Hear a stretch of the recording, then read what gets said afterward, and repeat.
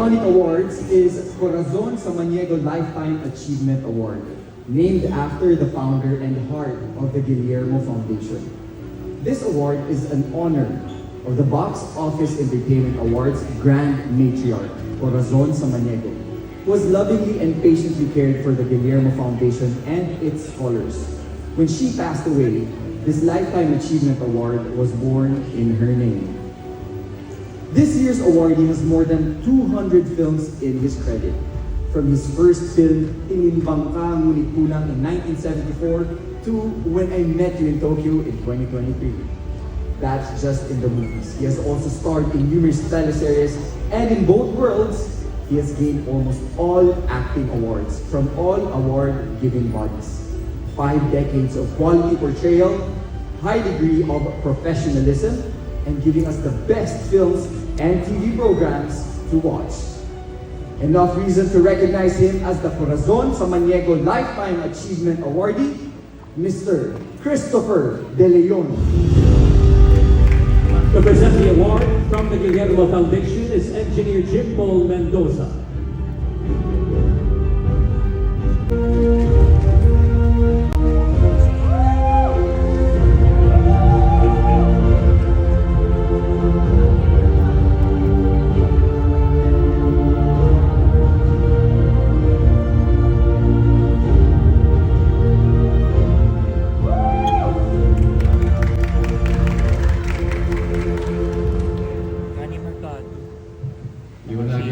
Hindi ako si Christopher De Leon.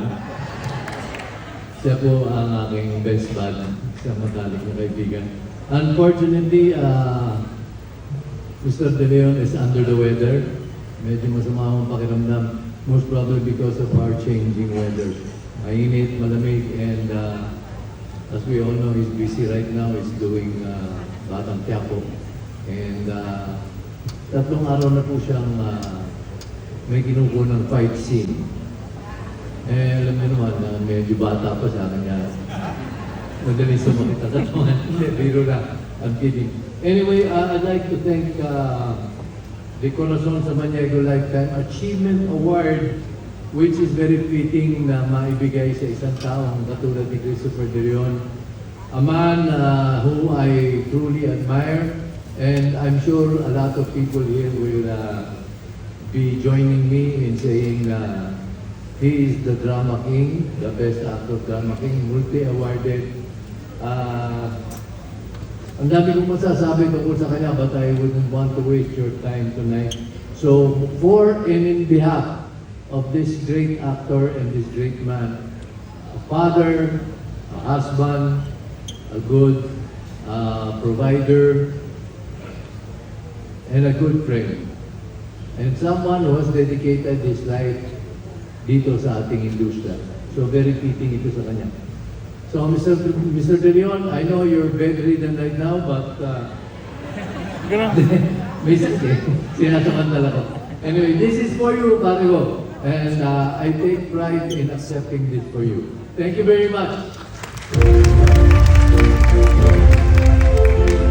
Iconic stars of Philippine movies to Mr. Christopher De Leon and Ms. Vilma Santos.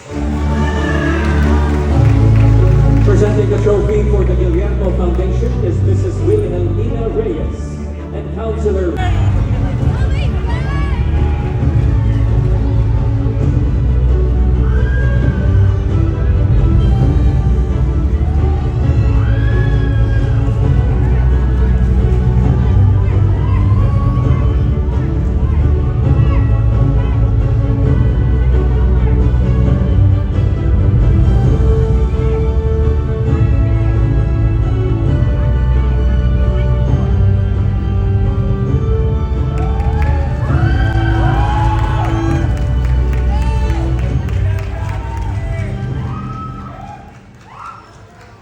Magandang gabi po sa inyong lahat.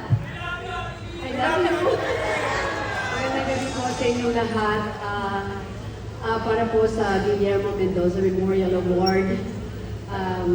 Gusto ko kunin yung pagkakataon na ito para mula sa aking puso ay magpasalamat po sa lahat po ng pagkilala na ibinibigay niyo po sa akin sa napakahabang taon ng aking pong career sa industriyang Pilipino. Guillermo Mendoza Memorial Award, maraming salamat po para sa pagkilalang ito na bilang isang iconic box office queen. Maraming salamat po.